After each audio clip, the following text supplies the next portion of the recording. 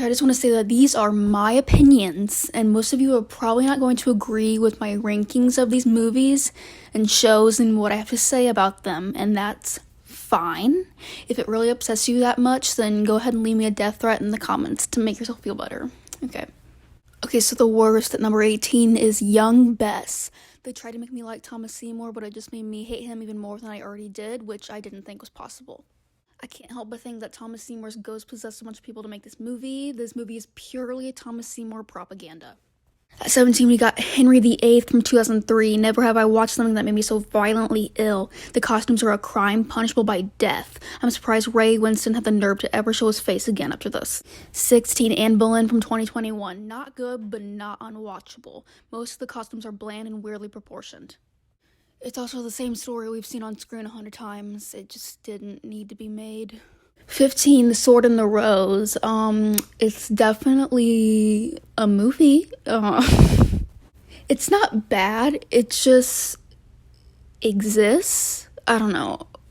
I'm sure that if one day every copy of this movie randomly vanished off the face of the earth, no one would be too upset about it. 14, The Other Boleyn Girl. I think I can safely say that we all hate this movie. I don't think I need to explain it, I hope. The only reason it's ranked this high is because of the uncharacteristically stunning costumes. I guess asking for a good story and good costumes is too much to ask for.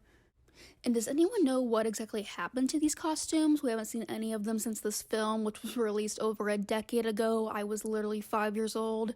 Maybe the creators set the whole costume department on fire to try and break the curse of this horribly terrifying film. 13, Henry VIII and His Six Wives from 1972. Why was this movie made? No, like seriously, did people ask for this? Because I don't think they did. It's, I guess, a remake of the miniseries that was released 2 years before in 1970. But the 1970 version was good and better. I don't understand why this was needed. This version also just sends a big fuck you to Anne Boleyn and Anne of Cleves for some reason. According to this one, apparently Anne Boleyn was an actual witch. That's the real story. She was a witch with an extra finger and a mole on her neck. Not that there's anything wrong with being born with an extra finger or a mole, but it's heavily implied in this movie that this means she is a witch. Oh, and Anne of Cleves is just ugly. That's her entire character. She's ugly and it's so funny. Don't you see how ugly she is, you guys? Aren't you laughing? 12, Anne of the Thousand Days. Some of you are going to be really mad at me for this one. So, people love this movie, and that's fine. We all like what we like, but I just don't get it. It's so boring. The whole time I was watching it, I was just waiting for it to end. And did I mention that this movie has a runtime of 2 hours and 25 minutes? I guess the costumes were pretty. I also don't like Richard Burton as Henry VIII. I honestly can't believe that he got award nominations for this role, and apparently he couldn't either, so... 11, A Man for All Seasons. Whoever thought a movie solely about Thomas More could be mildly entertaining. I mean, I don't know about all those awards, but it's fine. 10, Elizabeth from 1998. Again, another one that's just fine. I don't really have anything to say about this one. Einwolf Hall. Look, I'm totally willing to suspend my disbelief for entertainment. I really am. But every person in the Tudor court wanting to have sex with Thomas Cromwell, I just can't do it. Don't get me wrong, I for sure would have had sex with Thomas Cromwell if I had the chance.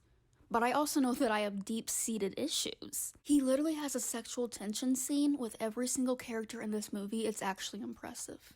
But other than that, the show's just kind of boring. The costumes are fine. They're very wrinkly, though. Like, just iron them and it'll be fine. I don't understand. 8, The Private Life of Henry VIII. This movie was a pleasant surprise. Despite being released 88 years ago, it feels incredibly modern somehow. Maybe that's just because of the humor, and for some reason, I'm always surprised when people back then had senses of humor. I don't know. I just wish we could have seen more of Merle Oberon as Anne Boleyn, but other than that, it's just a harmless comedy. The Six Wives of Henry VIII from 1970, it's a classic, you know, everyone's mom loves it. Keith Mitchell is a perfect Henry VIII.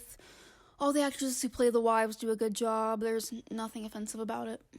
6, Lady Jane. Now, this is random, because no one talks about this movie, ever, but I think they should. Maybe it's just the enemies to lovers trope that gets me, but I really liked this movie. The romance is cute, and Carrie Elwes, is that how you say his name? Carrie Elwes is hot. He's hot. I don't know what else to say. 5. Rain. This is going to infuriate a lot of you, but Rain gets way too much hate. Listen to me. Historical inaccuracy doesn't always equal bad. It does sometimes. A lot of the time it does, but in this case, I don't think it does. Rain is entertaining, it knows what it is, and it knows its audience. It's a CW show, you guys. A CW show. If you go into Rain expecting anything other than a 16th century Riverdale, then I don't know what to tell you. 4. The White Queen. This one was a little difficult because while the White Queen is definitely the least offensive of the three sisters, it's also definitely the least entertaining. Actually, that whole Richard III and Elizabeth of York incest storyline was pretty offensive, but James Frayne is in it though, so it's forgiven. 3. The White Princess. It's good, okay? Stop lying to yourselves. Yes, the whole Perkin Warbeck thing was something in the first episode was questionable, and the treatment of Margaret Beaufort was offensive, but it's still good, okay? And that's not just because Jodie Comer was in it. 2. The Spanish Princess, my favorite dumpster fire. This show had a chokehold on me for a good year, and probably not in a good way, more in like a toxic relationship kind of way. I got into Tumblr fights over this show. I lost mutuals because of this show. I was cyberbullied because of this show. Should have been worrying about getting enough credits to graduate high school, but instead I was worrying about the aftermath of that week's episode of The Spanish Princess. 10 out of 10. And 1. The Tudors. My love, my darling, my baby, my firstborn, my beautiful child who can never do anything wrong. They all want to be you, but there's no one like you.